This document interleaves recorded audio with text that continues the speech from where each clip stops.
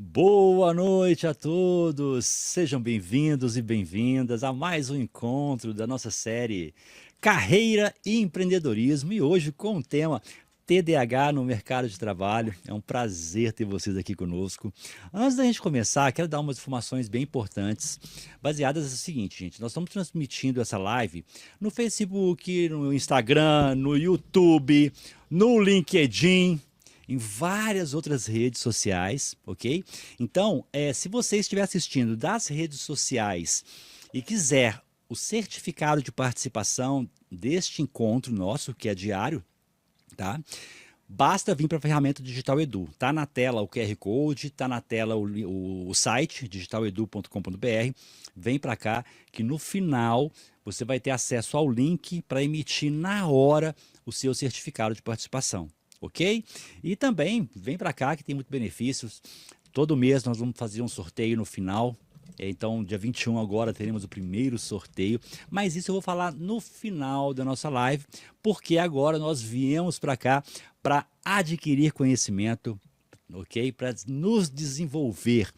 E para esse bate-papo maravilhoso que eu vou ter aqui hoje, quero chamar o doutor João Henrique Dupin. Boa noite. Boa noite, Wagner. Boa noite, todo mundo que está aí assistindo a gente também. Obrigado pelo convite. Para mim, um prazer muito grande poder falar sobre o assunto que nós vamos tratar aqui, que é tão importante para mim e para tantas outras pessoas que às vezes até nem sabem disso, né? Então, divulgar esse tipo de informação é uma coisa muito legal. Com certeza. E é um tema, até estava conversando, né, com o doutor Dupin, aqui nos bastidores. Eu sempre quis trazer o tema para a nossa audiência, devido eu fui diagnosticado há um ano e meio com TDAH, sou TDAH, e refletindo na minha vida, eu vi muita coisa que aconteceu no passado que poderia ter sido evitado se eu tivesse sido diagnosticado com antecedência. Mas a gente sabe que há um tempo atrás não tinha muito diagnóstico, né? Muito acesso, fácil acesso. E então resolvemos convidar o doutor para poder desmistificar um pouquinho, né? Acabar com a desinformação sobre o tema.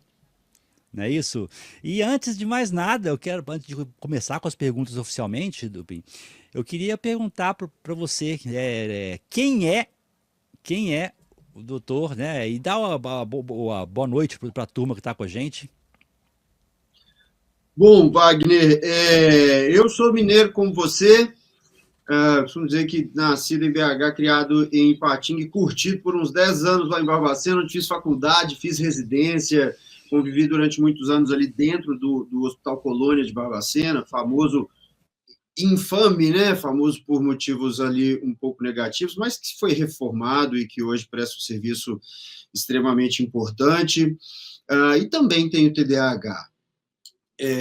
E assim como você, poderia ter evitado muito sofrimento se tivesse recebido esse diagnóstico ali na infância, quando os sintomas eram claríssimos, evidentes, e não havia o conhecimento suficiente a respeito desse transtorno para que eu pudesse receber esse diagnóstico. Até a própria terminologia era diferente, né, se dizia DDA, né, distúrbio de déficit de atenção, depois mudou para transtorno de déficit de atenção, e o H, que era um opcional, foi incorporado ao nome. Mas, enfim,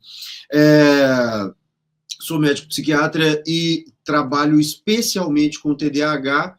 Basicamente, é algo que caiu assim no meu colo, porque logo no início da minha carreira como psiquiatra, resolvi experimentar a medicação, já que eu sabia que eu tinha o diagnóstico, e da primeira vez que tomei um comprimido de Ritalina, percebi que aquilo ali era absolutamente revolucionário para mim, e que eu iria precisar seguir um tratamento, e que eu iria precisar estudar mais isso, porque até então eu vinha recebendo adultos que às vezes eu não diagnosticava porque não havia aprendido corretamente, às vezes eu até dizia, você tem TDAH, mas o pior já passou, ficou na infância, agora é se acostumar com isso, você não vai tomar um remédio só por causa disso, e só quando eu percebi a necessidade de me tratar e experimentei, é que eu percebi que eu vinha agindo muito mal com relação a muitos dos meus pacientes, e a partir daí foi como uma bola de neve, até que estamos aqui, né, dando entrevistas sobre o assunto e ajudando a realmente desmistificar e reduzir aí a desinformação,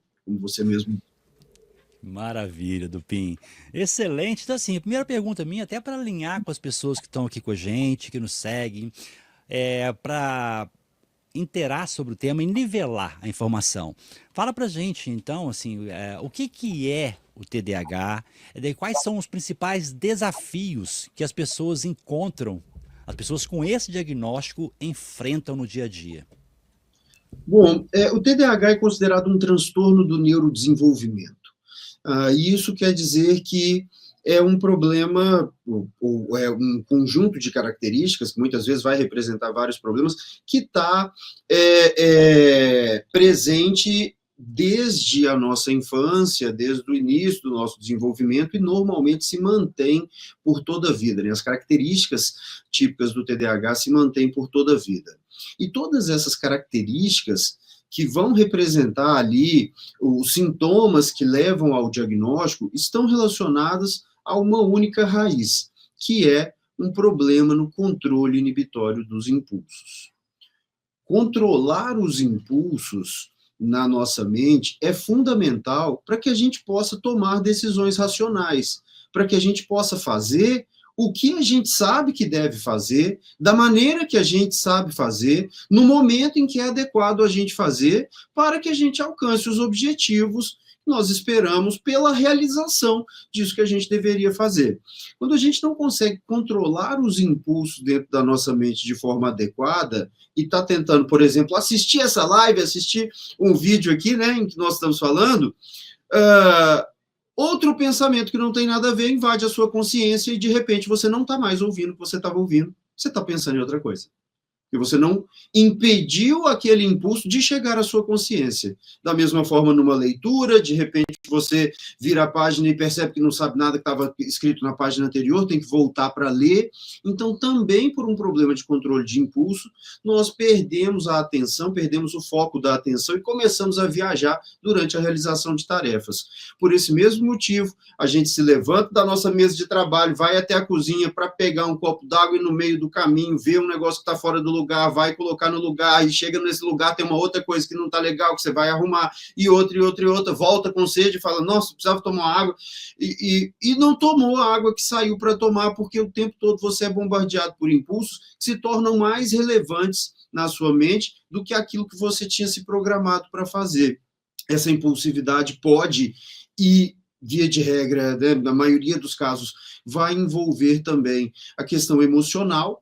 Portanto, tendemos a ser pavio curto, explodimos com muita facilidade, temos reações emocionais desproporcionais aos estímulos, porque para reagir proporcionalmente ao estímulo, eu precisaria interromper a reação imediata, a reação natural, né, impulsiva, analisar melhor a situação, comparar com outras situações que eu já vivi no futuro, tentar avaliar qual tipo de reação traria um resultado mais próximo daquele que eu desejo e, assim, apresentar essa reação selecionada. A mente das pessoas que não têm TDAH faz isso numa fração de segundo e tira a pessoa de muitos problemas, e nós não. Quando nós vimos, já falamos, já fizemos, já tentamos, a criança já tentou subir no móvel e derrubou o móvel em cima dela mesma, já pulou no rio, não dá pé ou da piscina ou coisa assim, já atravessou a rua sem olhar, e aí todos os tipos de problema podem acontecer, desde problemas relacionados à educação, ali, à alfabetização, à aquisição dos conhecimentos mais básicos de matemática, e por toda a nossa vida escolar e acadêmica, isso pode representar muitos problemas, problemas na socialização, por sermos, às vezes, inconvenientes, por não termos essa regulação emocional tão legal, isso gera um desconforto nas outras pessoas, e às vezes até pelo impulso de travar, né? O impulso de que você sabe que deveria falar alguma coisa e não fala e trava. Até que a gente, em estudos aí feitos nos últimos anos, veio a entender que essas características estão relacionadas a risco maior, inclusive de acidente, de comportamento sexual de risco, de se envolver com criminalidade, de ter problemas conjugais, de forma que hoje é consenso na comunidade científica que o TDAH ele contribui com o aumento da mortalidade das pessoas que têm essas características e, de forma muito significativa, e, em geral, todos esses prejuízos são muito minimizados ou até reduzidos ao nível basal, ao nível da população geral, com os tratamentos que nós temos disponíveis hoje. Por isso, terminando de responder a primeira pergunta, né, de quem sou eu acabei me tornando chato do TDAH, né, aquela pessoa que praticamente bate na porta dos outros e pergunta se tem um minutinho para ouvir a palavra do TDAH, porque eu vivi e vivo até hoje na pele, sei por experiência própria e também pela experiência que eu tenho com milhares de pessoas que já atendi e têm TDAH, do impacto positivo que esse tratamento pode ter, e sei também que existem muitas pessoas desonestas e inescrupulosas que estão aí fazendo propaganda contrária, tentando se vender, né, na internet, dizendo que ou o TDAH não existe, ou que o remédio é a mesma coisa que cocaína, ou que isso é um problema cultural ou educacional, e tudo isso é balela, e a ciência tem evidências muito robustas de tudo que eu estou dizendo aqui. Em poucas palavras, viu, Dupin, você me descreveu aí em vários momentos, tá? Já botei fogo na casa quando eu era criança, e por aí vai, né? Em geral, Vou, quando eu rio é porque eu também, não cheguei a botar fogo na casa não, mas adorava fogo e corri esse risco várias vezes. não, eu botei fogo literalmente no quarto inteiro. E só quem percebeu foi quem estava lá fora que estava com fumaça saindo. Aí quebraram a porta e tudo mais, mas coisas que acontecem, né? Então você até trouxe várias outras coisas agora pra gente, Dupin, que eu vou, né, formular algumas perguntas aqui também baseado nisso, né? Além da falta de informação das pessoas, né? Evitar também, às vezes, cair no falso golpe aí do mercado, que eu chamo aí do mercado de charlatões de alto desempenho, né? Eu acho que você sabe o que eu estou querendo dizer, né?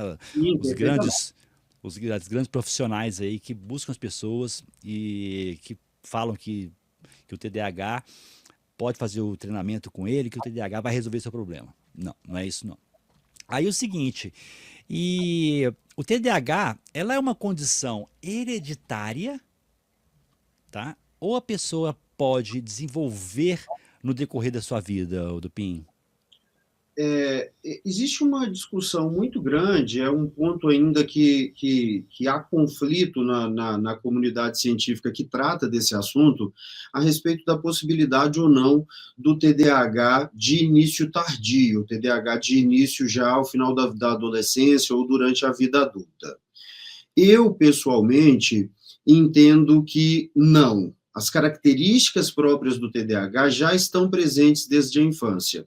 Agora, ninguém é só TDAH. Você tem essas características, mas você tem diversas outras características que não se relacionam de forma nenhuma com isso. Cada um tem uma determinada capacidade intelectual, e dentro do que a gente chama de capacidade intelectual, isso pode ser dividido em vários subtipos de inteligência, né? E cada um tem um pouco a mais de uma ou de outra, cada um tem uma personalidade, cada um tem um gosto pessoal, tem um talento maior para uma área ou para outra área, tem uma experiência própria de vida que nunca, nem em gêmeos, é igual. Então, o TDAH, ele é genético, ele é hereditário, aliás, ele é, na minha concepção, o transtorno mais transmissível dentre os transtornos mentais. Há alguns estudos que sugerem que o autismo seja mais transmissível, mas eu acho que há uma grande confusão entre autismo e TDAH acontecendo hoje em dia. Muitas pessoas que têm TDAH recebendo diagnóstico de autismo, uma série de motivos, que depois a gente pode discutir. Uma família que tem uma pessoa com TDAH, tem muitas pessoas com TDAH.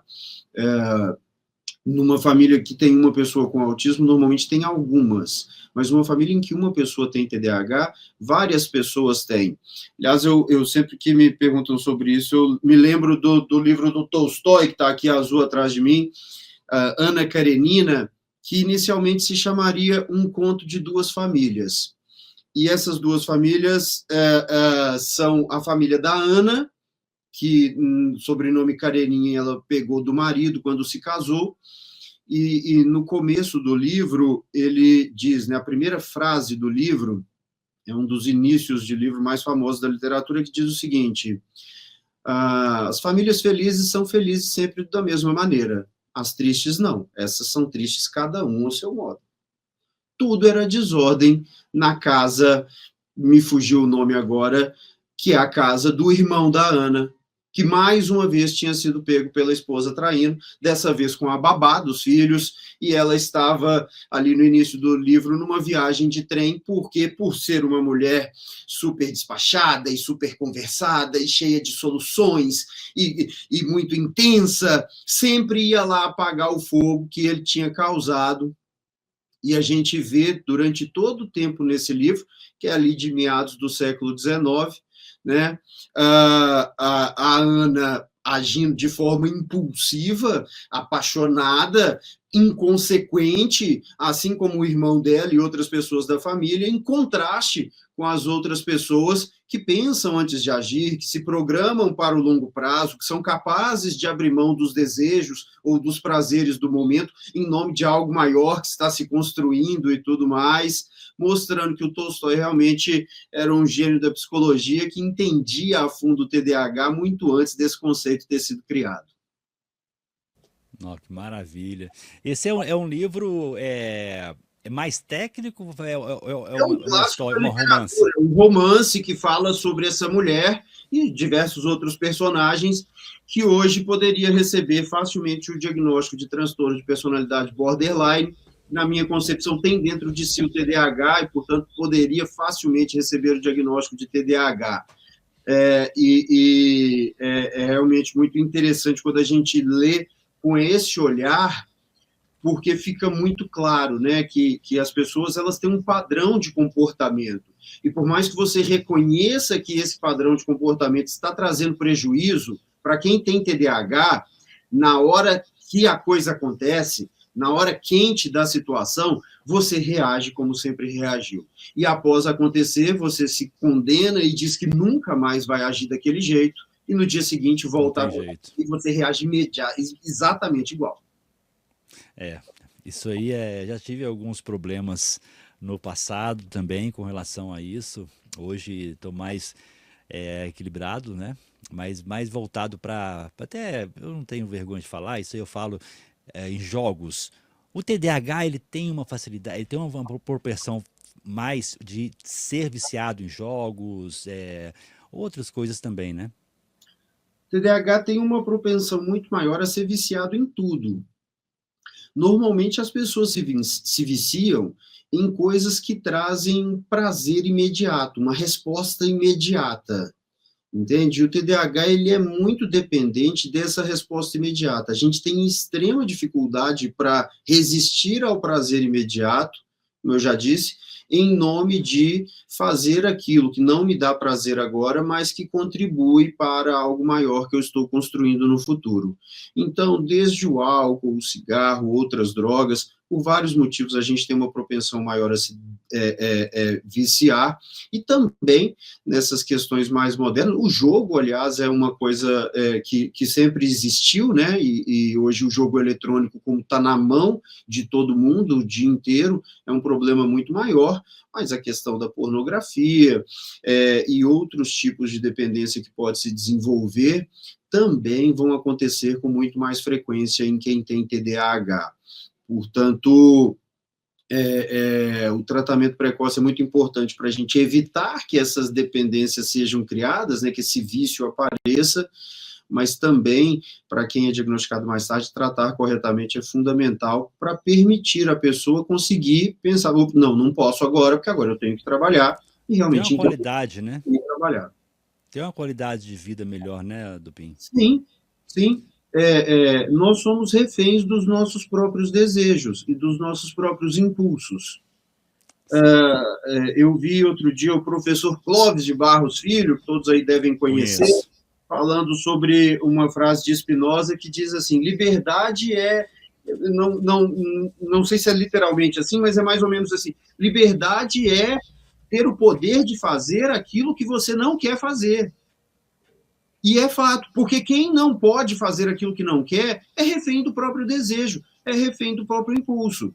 E o TDAH é assim. Então, eu quero acordar cedo e passar o dia inteiro trabalhando. Para a maioria das pessoas, a resposta para essa pergunta é não. Mas eu faço porque, desculpa, minha câmera às vezes faz isso, mas Preocupa não. mas eu faço por quê? Porque eu sei que fazendo isso, no futuro eu vou ter menos problema. No futuro a minha vida vai ser melhor. Eu uso muitas vezes nas minhas aulas, nas minhas palestras, uma imagem que eu adoro. É uma menina com as duas mãos assim, e numa mão tem uma maçã e na outra o bolo de chocolate. E ela olha para o bolo de chocolate. Por quê? Porque só há um motivo para a pessoa que está diante desse dilema escolher a maçã. E esse motivo é: essa pessoa está pensando no futuro. Essa pessoa é capaz de abrir mão do prazer do momento em nome de algo maior que ela está construindo no futuro. E um futuro distante. Um futuro que não está muito precisamente determinado. Porque se eu abro mão do bolo hoje e escolho a maçã, eu não emagreço hoje. Eu não evito a diabetes hoje. Eu não vivo mais hoje. Agora, se todos os dias eu faço isso, sim, eu vou construir uma qualidade de vida muito maior no futuro. Fazer uma vez também só não adianta, porque para nós fazer. Quem é a pessoa que tem TDAH, que tem um problema com sobrepeso, que nunca foi ao nutricionista e durante a primeira semana, ou pelo menos os primeiros 3, 4 dias, seguiu à risca a dieta passada? Mas não adiantou. É preciso fazer todos Sim. os dias. Então, é esse o grande problema, entende? Conseguir fazer aquilo que a gente tem que fazer. Eu estou falando demais, já esqueci a pergunta. Não, mas é isso mesmo. Aí a gente vai entrando no mercado de trabalho, o Dupin, e você trouxe aí, né? Ainda falar um pouquinho da propensão ao vício e tudo mais. A pessoa quer obter o resultado imediato. Então, isso justifica grande parte dos TDAHs, as pessoas terem uma migração muito rápida dentro de uma empresa. Eu, por exemplo, tá? Eu nunca consegui ficar uma empresa só muito tempo. Eu entrava na empresa e hoje eu avaliando, quando eu via alguma barreira, eu já ia para outra empresa. Eu buscava no mercado de trabalho, né? Via uma barreira, já ia para o outro. Via uma barreira, já ia para o outro. Isso para gente não é bom falando de carreira, não é isso? Isso está relacionado também, Dupin? Perfeitamente, tá muito relacionado. E aí tem as duas coisas. Você vê uma oportunidade que parece um pouco melhor, você abandona o que estava sendo construído e vai para aquela oportunidade um pouco melhor. Seja porque o horário é mais compatível com o seu horário de trabalho, porque é mais perto da sua casa, porque você vai ganhar um pouquinho mais, mas vai começar de baixo de novo. Ou aquilo que você disse, né? A gente se traumatiza muito ao longo da vida com as frustrações que a gente vive.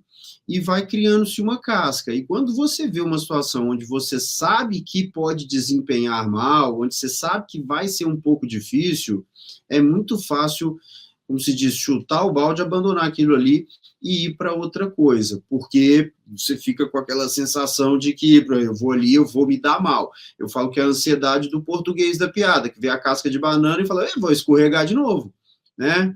Fala, não, nós vamos te passar aqui do vendedor para supervisor. Agora a sua função vai ser observar o trabalho dos vendedores, orientar, avaliar todos os relatórios de venda, produzir um grande relatório em cima de todos os outros relatórios, passar para a gente os números. O cara fala, não, para mim não. Eu trabalhava conversando com as pessoas e convencendo elas a fazer uma compra. Agora você quer que eu trabalhe com relatórios, números, dados? Não. Aí eu vou embora. Sim, é muito complicado, né? E eu passei muito por isso. Isso aí, eu tô trazendo aqui, a gente conversando, eu vou sempre trazer algumas coisas da minha vida para ver se instigo as pessoas também, se elas têm suspeita, correr atrás, né, do diagnóstico, para ver se é ou se não é, né? Para poder ali ter uma qualidade melhor, que tem muitas pessoas, a gente tem o direito disso, né, Dupin? Claro. Aí vem uma uma pergunta que eu queria até entender para as pessoas também entenderem um pouquinho, né? Quais são os principais preconceitos, tá? E estigmas que pessoas com TDAH enfrentam no dia a dia, na busca no mercado de trabalho? Em primeiro lugar,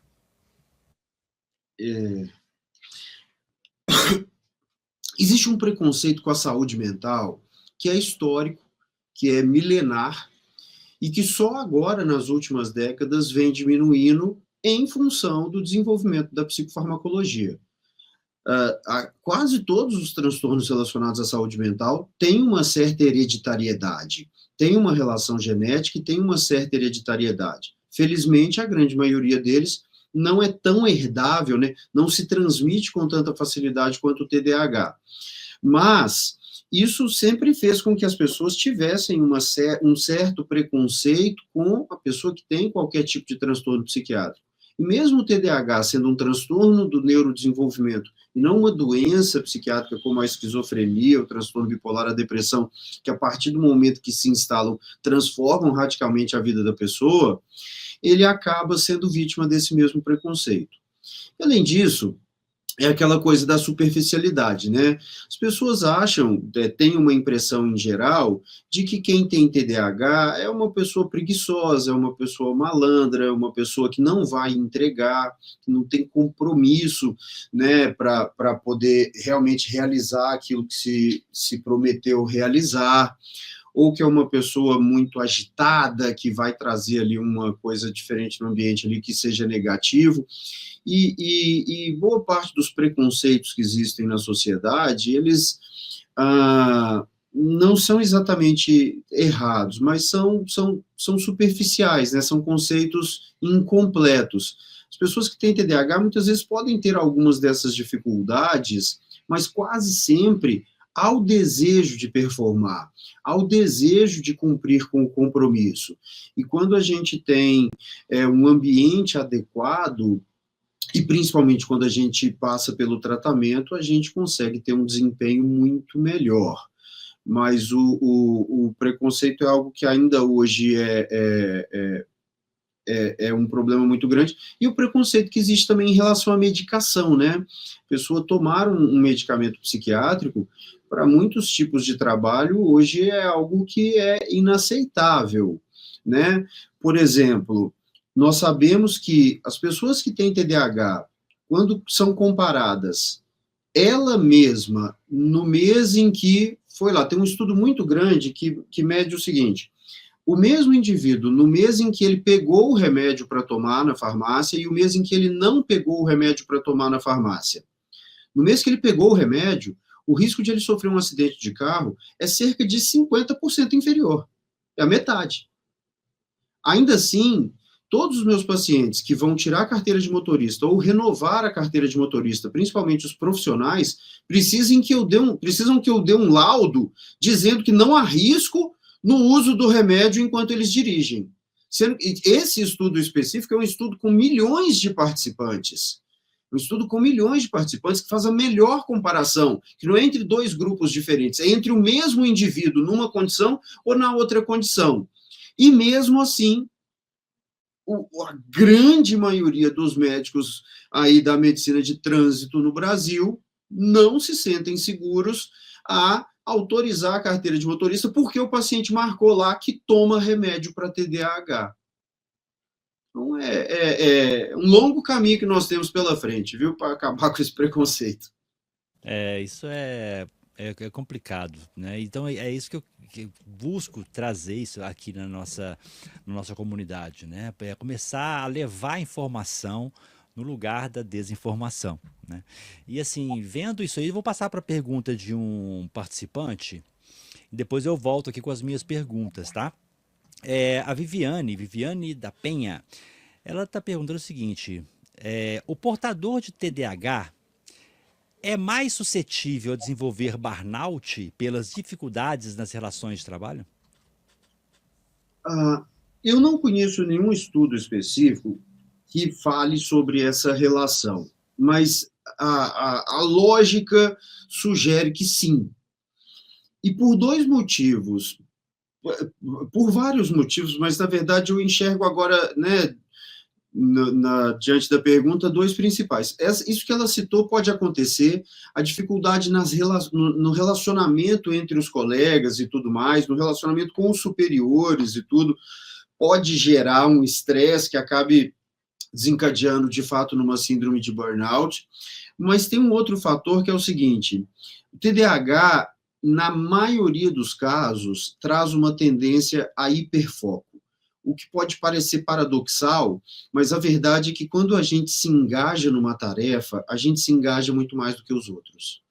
E durante o hiperfoco, as outras pessoas não têm a capacidade de fazer o que você faz.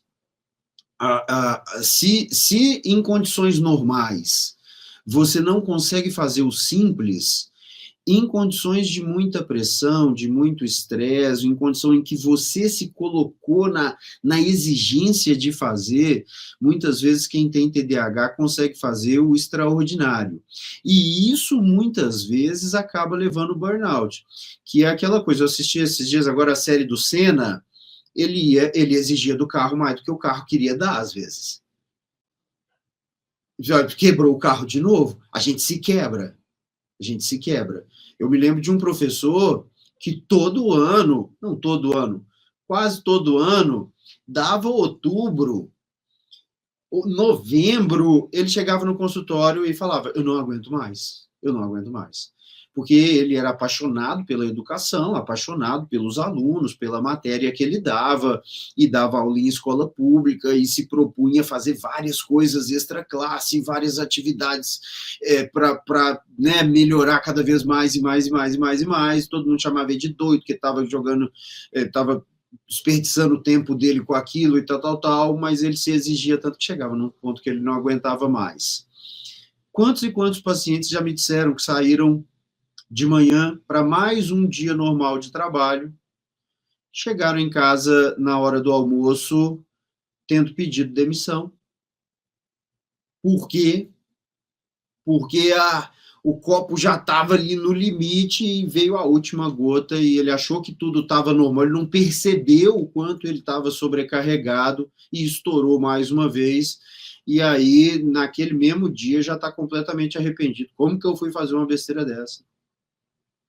Existem muitos fatores que contribuem com o burnout nas pessoas que têm TDAH, e esses são apenas alguns deles. E você colocou pontos aí importantes, né? Essa compulsão, essa facilidade do estouro, né? De fazer as coisas sem pensar, gente.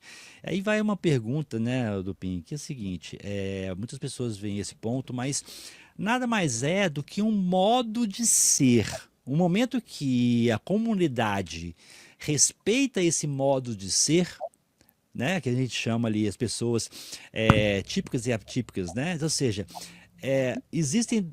Eu vi um exemplo um dia, mas ele falava do autismo, mas eu não sei, pode se aplicar também na minha visão no TDAH, né? O iPhone e Android, né, são dois tipos diferentes. Os dois são bons, os dois funcionam bem, só que cada um funciona de uma maneira.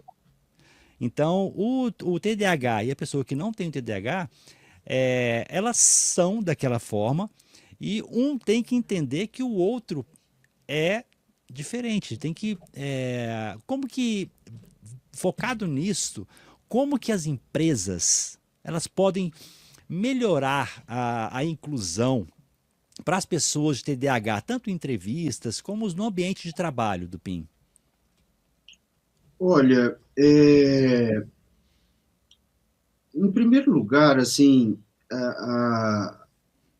as pessoas, eu vou dizer, as empresas de forma geral, os órgãos empregadores de forma geral, principalmente aqueles que vão empregar um número elevado de pessoas, eles precisam de gente com todas as características. Não adianta ter todo mundo igual. Você precisa de pessoas com todas as características. E o mundo está cheio de gente com TDAH, tem motivos para acreditar que o Brasil mais ainda, E essas pessoas vão aparecer. E é melhor para todos, inclusive para a empresa e para a lucratividade da empresa, para a produtividade da empresa, que as pessoas com TDAH que estão ali dentro tenham acesso a um ambiente de trabalho que seja adequado para elas, a um ritmo de trabalho que seja adequado, uma organização do trabalho que seja adequada, porque elas vão performar melhor se for adequado. Portanto, saber identificar as características das pessoas e colocar cada pessoa no seu lugar certo. Eu gosto de dar um exemplo, que foi um paciente que eu tive que era muito obsessivo. Ele era obsessivo de uma forma que a vida pessoal dele ficava muito prejudicada. Eu morava numa região industrial e ele era um dos principais responsáveis por uma determinada tubulação de altíssima pressão de gases tóxicos. E um dia eu disse para ele, sabe o que acontece? Eu, no seu lugar, já teria explodido tudo. E você, no meu, brigaria com cada paciente que entra aqui. Porque você acha que o mundo tem que ser do seu jeito. Então, eu estou bem aqui como psiquiatra e com minhas características, sabendo que cada um é do seu jeito e que a gente tem que se adequar e acomodar para que todo mundo esteja bem. E no trabalho, pelo menos, você está bem lá onde você está, porque você realmente não deixa passar um décimo, um milésimo do que quer que seja. Né? Então, é preciso que todo mundo esteja bem. Agora, sobre entrevistas, o típico do TDAH é brilhar na entrevista, se destacar no primeiro mês, concluir o primeiro semestre já em rota de queda, e ao final do primeiro ano, no mais tardar, meados do segundo, sair, porque não aguenta mais. Porque foi com muita sede ao pote, chegou demonstrando uma vontade enorme e fez mais do que os outros, e as coisas simplesmente perdem a graça. E de repente, aquele trabalho que era tão estimulante, você olha para ele e fala, mas eu não tenho a menor vontade de fazer, eu não tenho o menor interesse. Acaba se frustrando, né? E se frustra. E frustra a expectativa dos outros. E achava que você ia, de fato, manter essa trajetória o tempo todo, e não. Trabalhos que têm características de sempre trazer novidades, de sempre trazer novos desafios e tal, ajudam muito para quem tem TDAH. Mas mesmo com essas características, se o dia a dia acaba caindo na rotina, se o ambiente não muda muito, se você não tem uma percepção de crescimento contínuo, acaba se sentindo desestimulado e larga.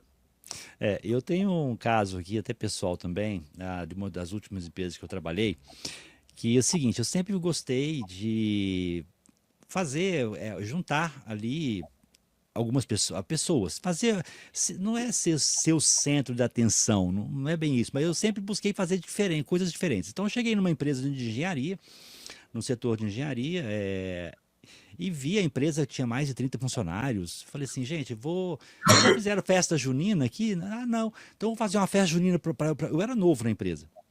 Fazer uma festa junina aqui, mas o chefe não, ninguém nunca fez, eles não vão querer que você faça. Eu falei assim, não, mas vou tentar, uai. Vou lá, tentei unir todo mundo, fiz uma festa assim, daquela violenta, foi todo mundo, quase 100% das pessoas do setor, com seus parentes, tudo mais, o chefe ainda deu dinheiro, e foi aquele auê, coisa que nunca teve na empresa.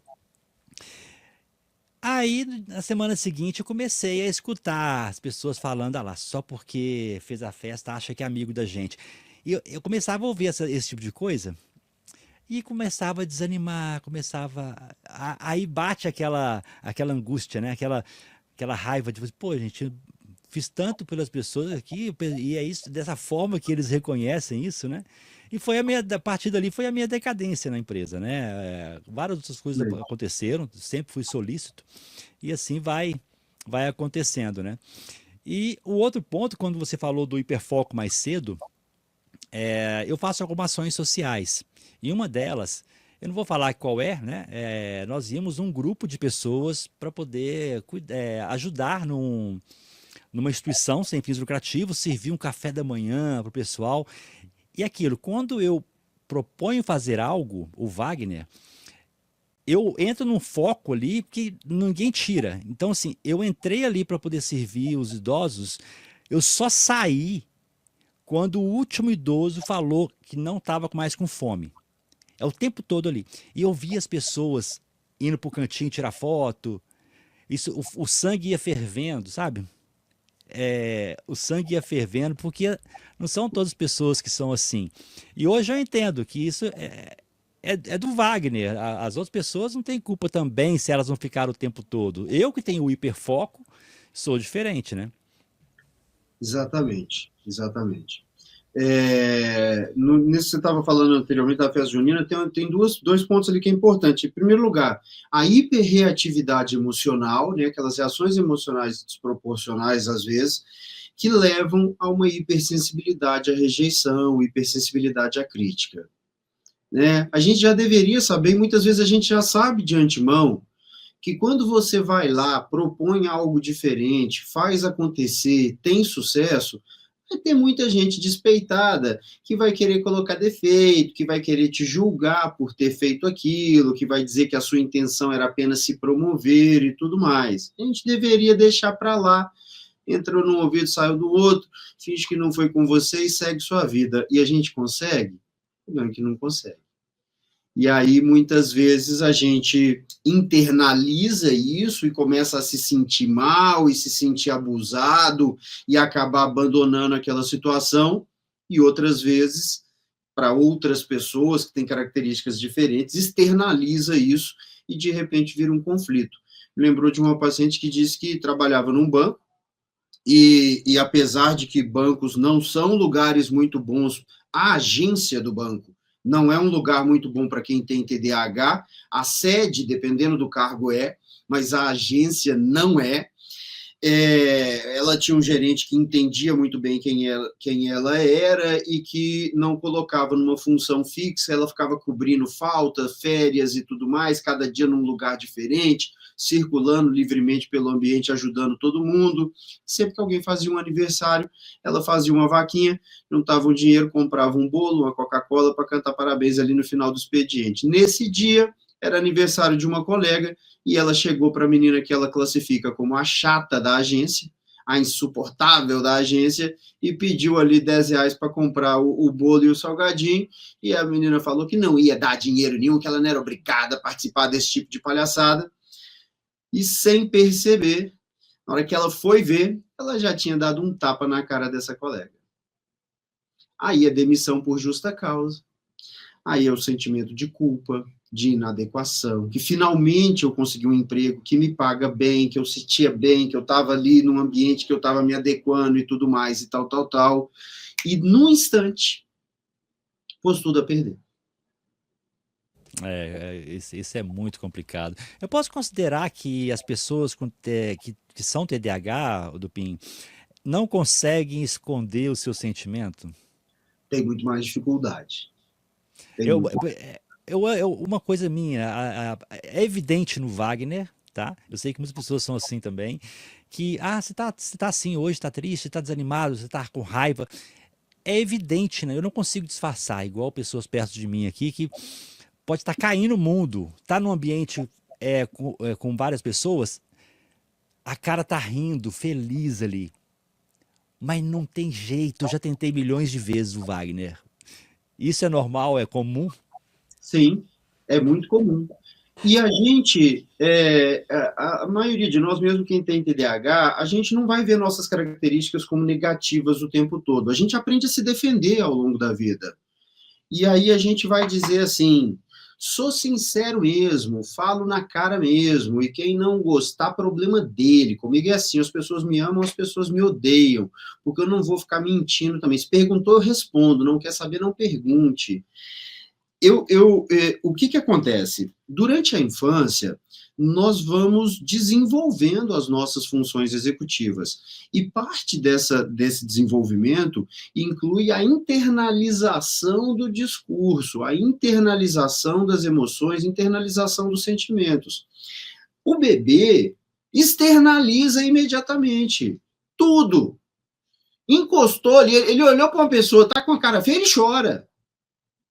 A criança que tem 3 anos de idade, 4 anos de idade, você pega, dá um um desenho para ela colorir, ela vai falando, eu vou pintar o cabelo de amarelo, o vestidinho vermelho. Ela não consegue fazer uma coisa e falar outra.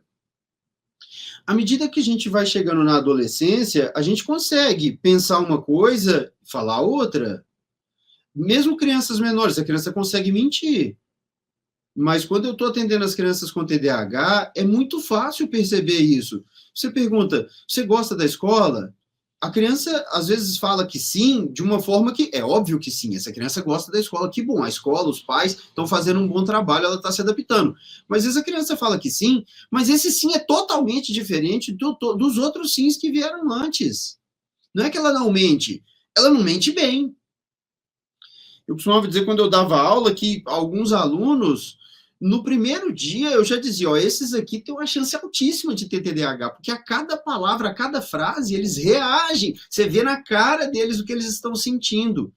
Internalizar a emoção, não revelar na cara aquilo que você está sentindo, é muito difícil para quem tem TDAH.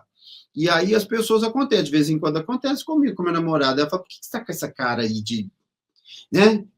Estamos aqui, eu não estou satisfeito. Não dá para sorrir. Dá, aí você sorri, ela fala, mas sorriso é falso. Eu falo, porque eu só tenho falso para dar. Eu estou tentando dar o falso, você fica satisfeita com ele, porque é o único que eu tenho, porque o verdadeiro, só se eu estiver feliz. Sim, sim. A minha esposa, ela hoje, ela acompanhou muito o diagnóstico, porque eu tenho também dois filhos que também são diagnosticados, né? E ela, anteriormente, ela ficava preocupada com as coisas que aconteciam. Hoje, como ela envolveu demais com o nosso diagnóstico, ela entende ah, deixa pra lá, né?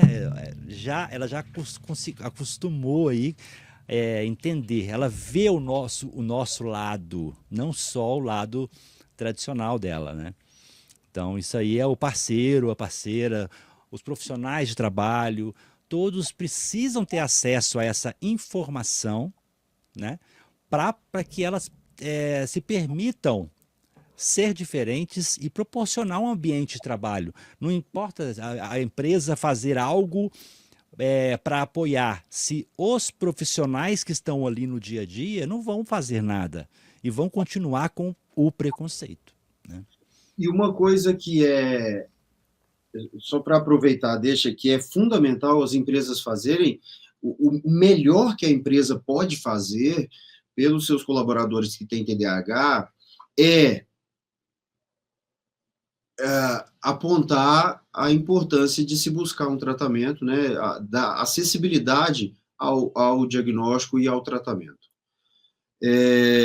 A vida das Boa. pessoas se transforma muito, e a gente vê muitas vezes a equipe de saúde ocupacional sendo praticamente ali o para-choque da empresa ali, né, para Uhum. evitar um processo, uma coisa assim, e eles podem e deveriam estar contribuindo ativamente na melhora da qualidade de vida e da saúde mental dos seus colaboradores e os profissionais da área que sabem sobre o TDAH, identificam e orientam o paciente a buscar um especialista e fazer o tratamento, estão colaborando muito para que essa pessoa se desenvolva melhor, e com isso a empresa só tem a ganhar, né? Ganha produtividade, né? Um ambiente favorável gera só benefícios, né? Tem, Exatamente. tem muita pergunta aqui, o Dupin. O Mariano Hope está perguntando o seguinte: a medicação altera espontaneidade que pode ser parte da personalidade de uma pessoa? E há perigo de depressão? Bom, vou começar pela segunda parte. Ok. O TDAH está relacionado a um risco pelo menos 2 ou 3 vezes maior do desenvolvimento de episódios depressivos ao longo da vida.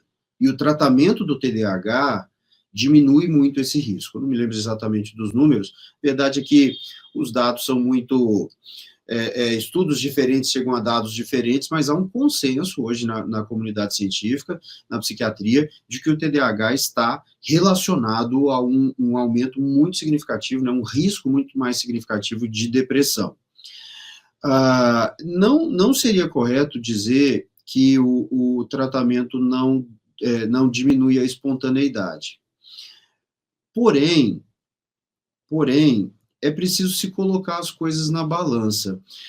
O tratamento do TDAH não diminui a criatividade, ele não diminui a capacidade da pessoa de encontrar soluções inusitadas, de encontrar a solução que ninguém viu, de ter aquela resposta rápida, aquela resposta imediata, seja no ambiente de trabalho, no ambiente mais sério, ou na mesa de bar, depois do expediente, ou no conversa com os amigos, no encontro com a família, fazer aquela piada ali em cima do ponto.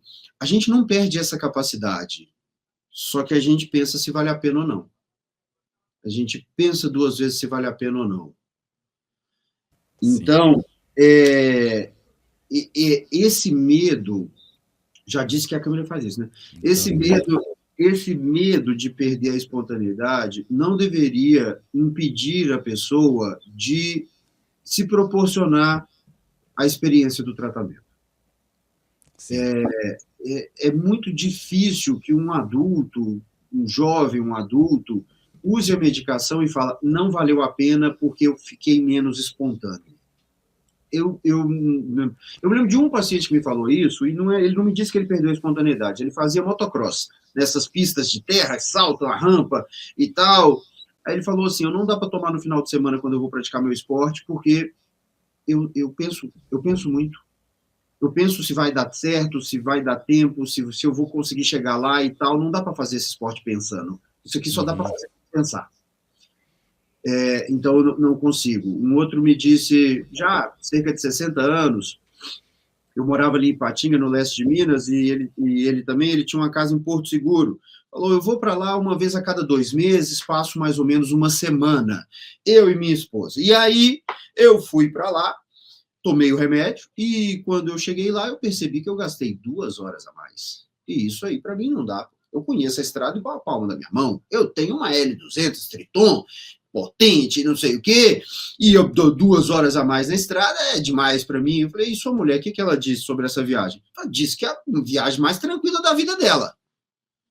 Mas, né, então a espontaneidade de ultrapassou um carro, já acelera para encontrar um próximo e aproximar e ultrapassar também, e chegou alguém para ultrapassar, não pode, ninguém vai me ultrapassar, por que vai me ultrapassar? O carro dele é melhor que o meu? Eu vou acelerar mais ainda, ficar brigando contra a previsão do Google ou do Waze da sua hora de chegar, isso não perde totalmente, não, diminui muito, muito, muito. Então, o que significa perder a espontaneidade, né? Isso é uma questão muito importante. E, mais uma vez, todo mundo que se identifica com isso, que procura um médico, que entenda do assunto, que receba o diagnóstico, deveria se proporcionar a oportunidade de passar pelo tratamento, pelo menos por 2, 3 meses, para observar como é transformador, como é revolucionário esse tratamento. Muito. Fica uma dica pessoal para os nossos seguidores. Gente, vale a pena. E é uma coisa que, por exemplo, eu faço terapia também, tenho consulta também com o psiquiatra, tudo mais, e tudo bem, é normal, gente. A gente vai conversa sobre algumas outras coisas também. Então, assim, busque, né? Se você tem o preconceito, o medo que seja, se permita, porque os benefícios são gigantes, tá? E tem uma pergunta aqui do Breno Ferreira. Quais orientações você dá a quem possui hiperfoco, ainda que não diagnosticado com TDAH? Depende. Hiperfoco em quê? Hiperfoco no videogame, meu amigo, você tem um problema muito grande, porque você está gastando muito tempo com uma coisa que não te traz resposta nenhuma, só te traz o prazer do momento, e se você abusa, acompanhado de uma culpa muito maior que vem depois.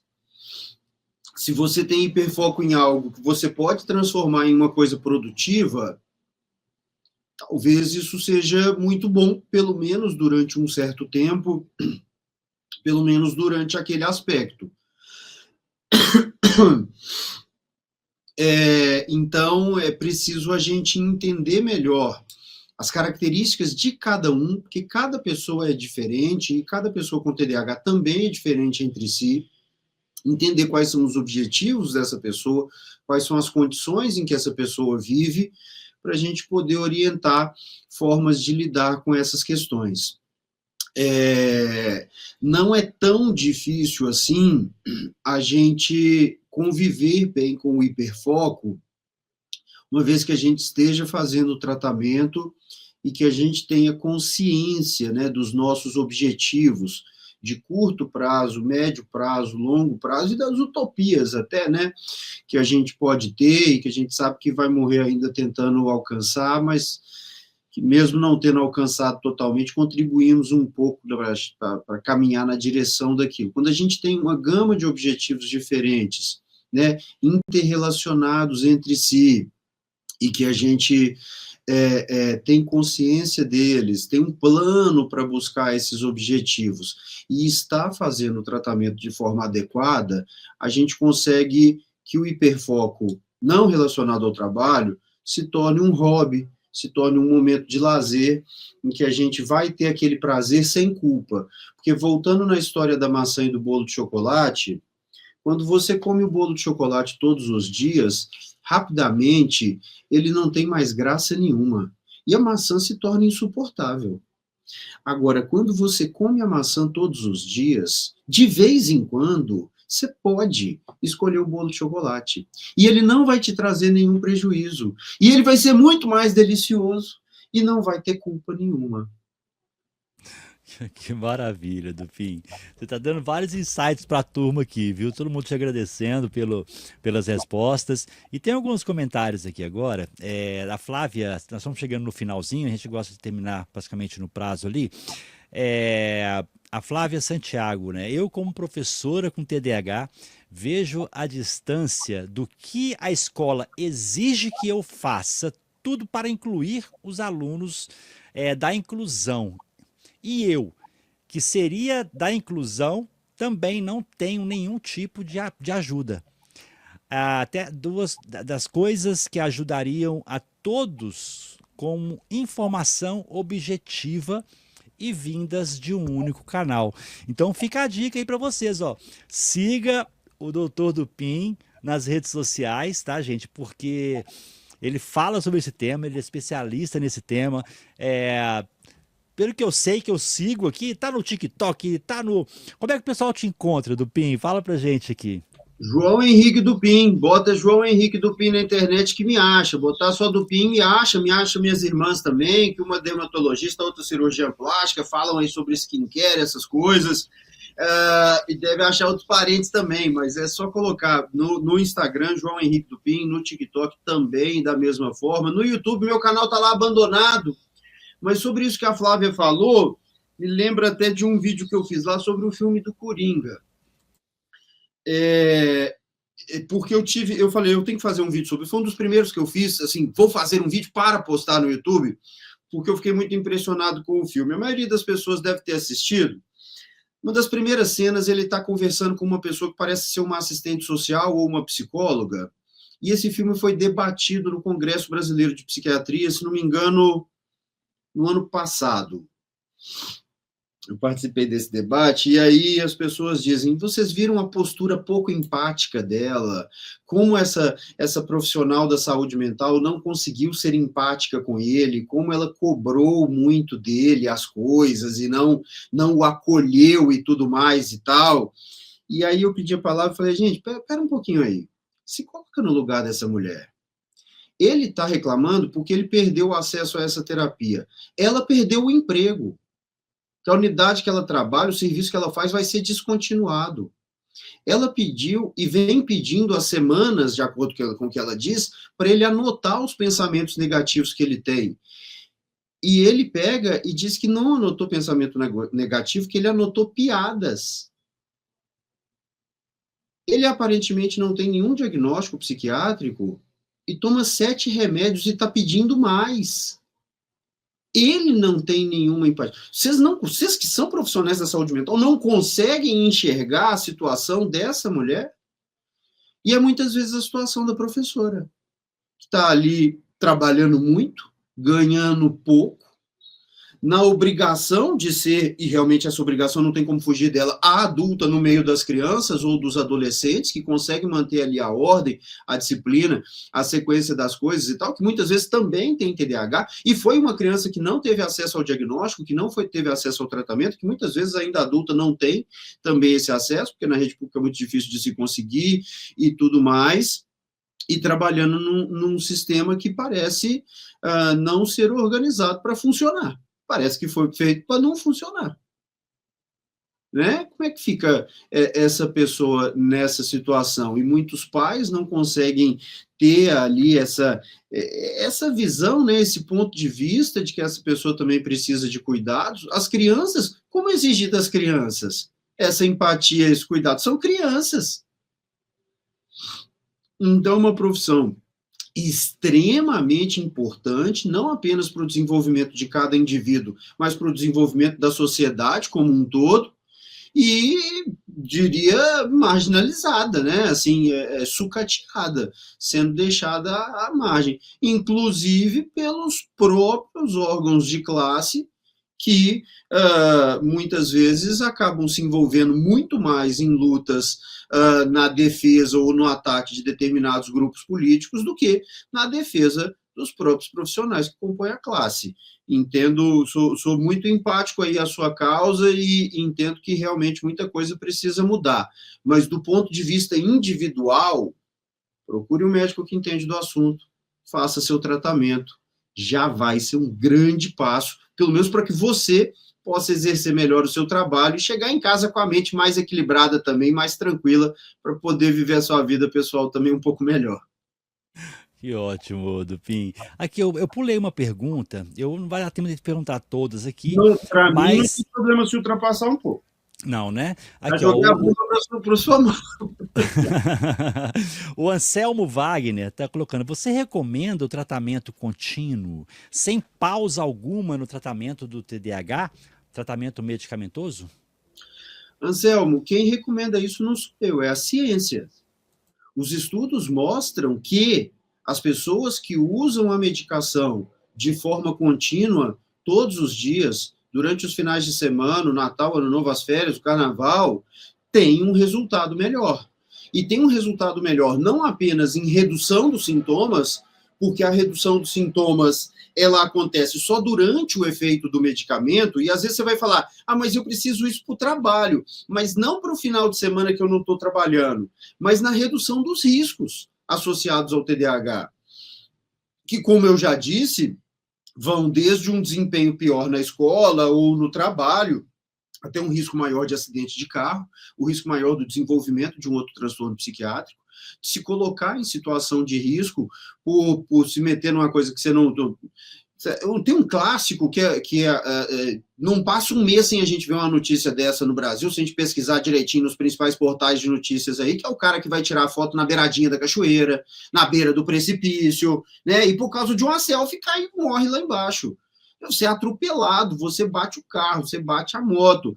As pessoas Ano passado, verãozão, eu em BH, lá em Nova Lima, na casa da minha irmã, veio uma pergunta para mim no Instagram, no TikTok, que dizia assim, devemos dar remédio para o meu filho nas férias, estamos indo viajar para a praia, eu dou remédio para o meu filho durante essa viagem? Você vai levar uma criança agitada, super impulsiva, que não mede o risco, que não enxerga o perigo das coisas, para uma praia lotada.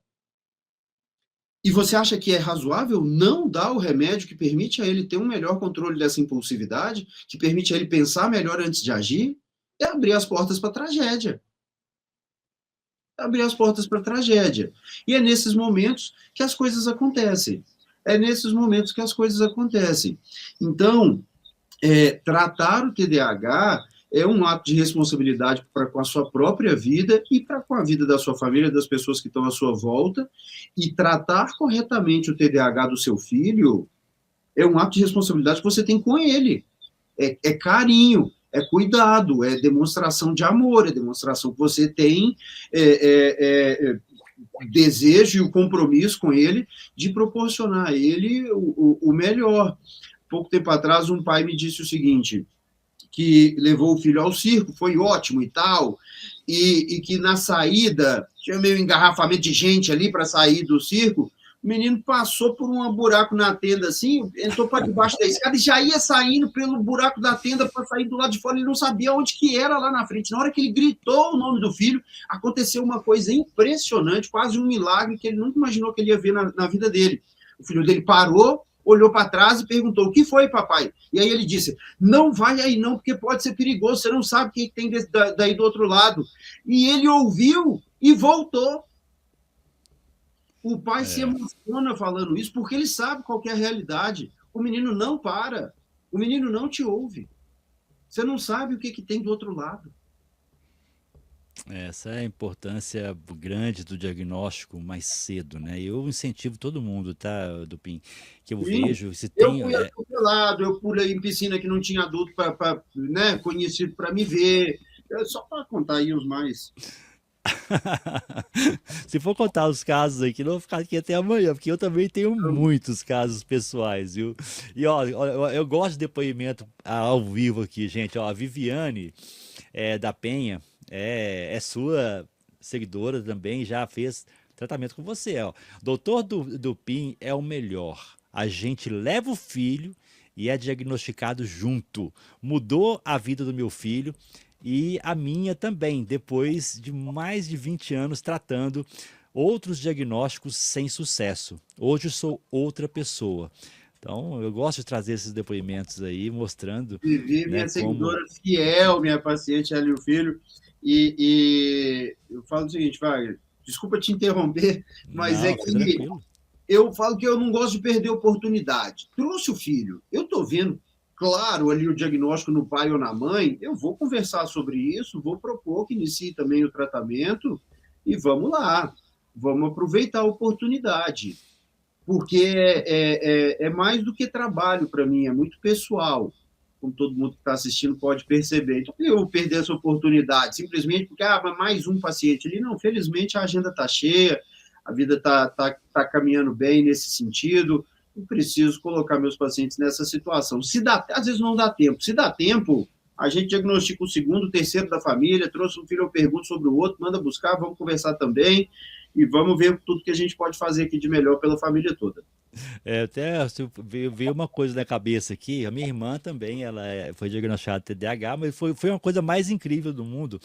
Ela foi a primeira, né, lá atrás, já tem um tempo, e minha mãe, ela levava minha mãe no médico, elas moram na mesma cidade, então ela que leva minha mãe toda vez, no psicólogo, em vários locais. E ela foi com o psicólogo para falar de alguma coisa, acompanhando a minha mãe.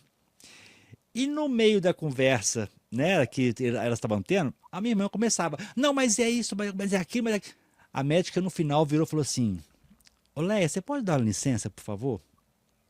Eu falei assim, pode. Aí falou assim, não falar o nome dela, não vai ficar brava comigo. Vamos marcar uma consulta com você? Porque eu acho que vai melhorar muito a sua vida. Minha irmã, ela quase saiu dali diagnosticada com TDAH. Depois fez o diagnóstico com calma e tal e viu que ela era TDAH. Então é uma coisa bem interessante, gente. Vale a pena. Eu aconselho. Procure um profissional. E qual profissional é ideal, Dupin, para o pessoal procurar agora? Que está sabendo que existe, que não tem problema algum, que a pessoa com TDAH ela pode melhorar a qualidade de vida dela. Qual o melhor profissional que ela pode buscar para fazer esse diagnóstico de forma eficiente? Olha, essa é uma pergunta muito difícil. Eu não tenho uma resposta precisa. O melhor profissional é aquele que entende desse assunto. Existem clínicos, eu falo com tranquilidade, inclusive por coincidência, a prima sua foi minha aluna, né? Falo que meus alunos fizeram aula prática comigo, saem sabendo diagnosticar. Na época que eu dava aula em faculdade de medicina, saíram sabendo diagnosticar e tratar o TDAH melhor do que a grande maioria dos psiquiatras que tem por aí, que simplesmente não foram ensinados, não aprenderam durante o tempo que estavam ali na sua formação, já que o conhecimento a respeito do TDAH é algo muito novo.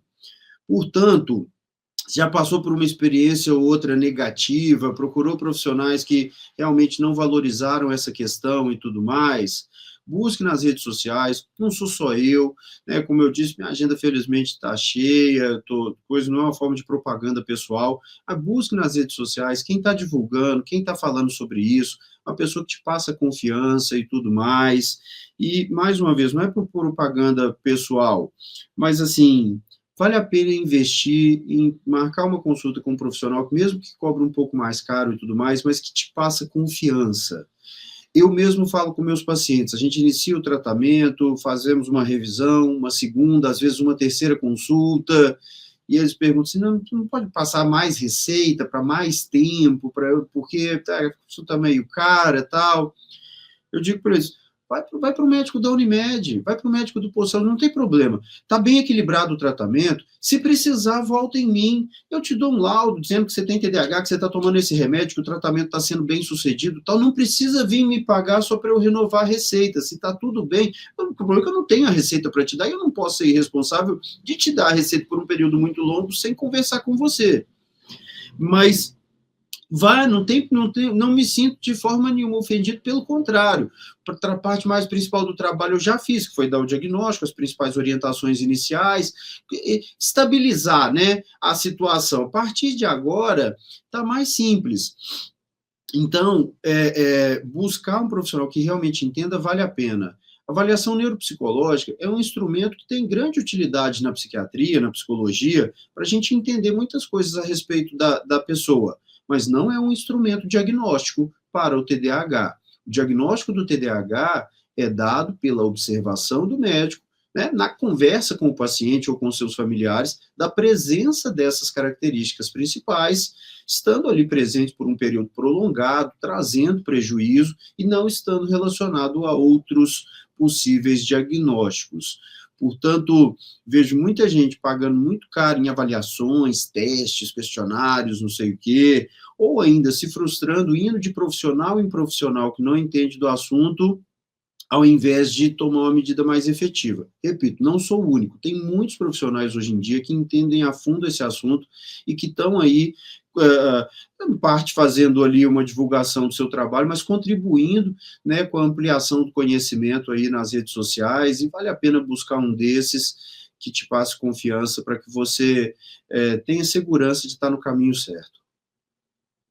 Maravilha, Dupin. Excelente, várias parabenizações aqui, agradecimentos, vários comentários que foram colocados aqui no chat, né? Eu queria deixar aberto aqui agora, Dupin, para você fazer as considerações, sua mensagem final para essa turma, para despedir da turma que está com a gente aqui ao vivo e também aquelas que vão assistir a gravação. O Wagner, a mensagem final é muito em cima disso que a gente repetiu aqui tantas vezes, que eu repeti tantas vezes. O TDAH tem tratamento, é um transtorno que está relacionado a diversos riscos.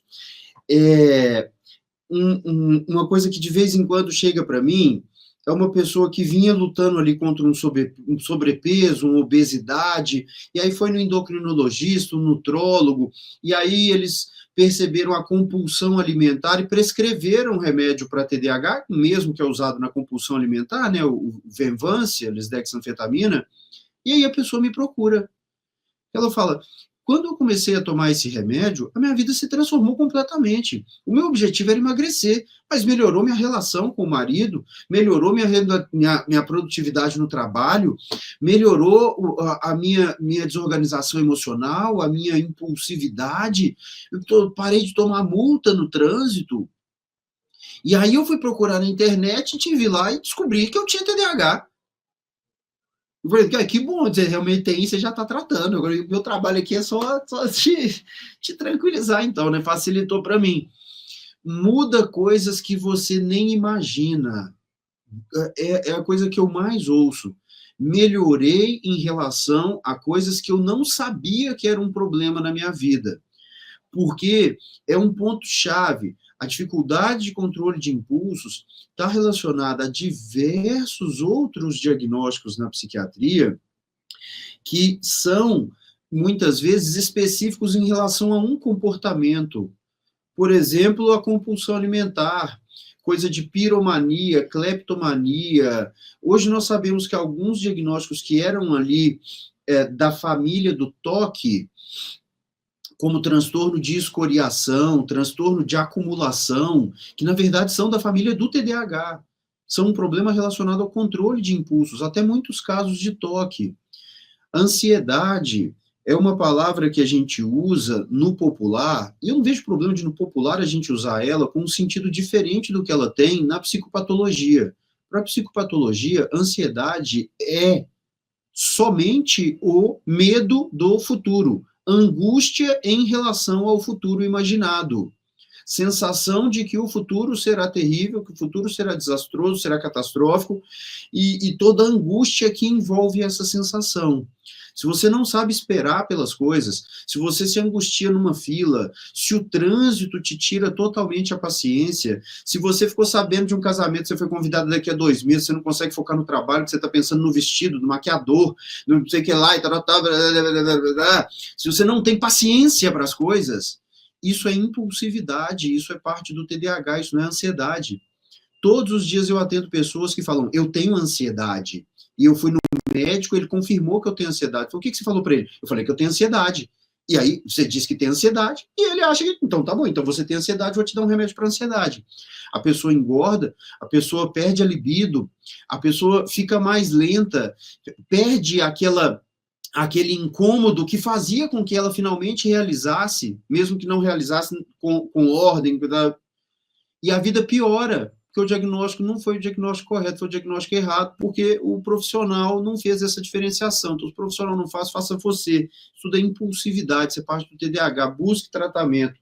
Não me pede fazer consideração final assim, vaga, não, porque eu fico horas. Porque o efeito do meu remédio já passou, porque eu tomei ele 8 horas da manhã e dura no máximo umas 12. E porque é um assunto que, para mim, é muito apaixonante, é parte da minha vida, e eu estou sempre à disposição, inclusive para outras pessoas que estiverem assistindo, então quiserem me convidar, manda uma mensagem, entra lá no Instagram, pega o telefone lá da Tamires, que é minha secretária, que coordena a minha vida toda. Última dica, faça como eu. Quem sabe dos meus horários? A Tamires. Tamires me liga e fala, você vai fazer isso nessa hora, isso nessa hora, isso nessa hora. Se eu ficar para controlar os meus horários, vira uma bagunça. Então, quer que eu vá sei que é isso.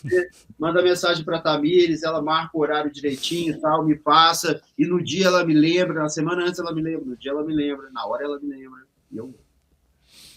Isso aí é bem interessante. Eu tenho assunto aqui pra gente até amanhã, mas é o seguinte, já vou deixar o convite aqui pra gente definir uma data pro ano que vem, pra gente poder trazer mais o assunto, porque das perguntas que eu fiz aqui, que eu preparei aqui para a gente fazer, para a gente conversar, faltaram 70% delas.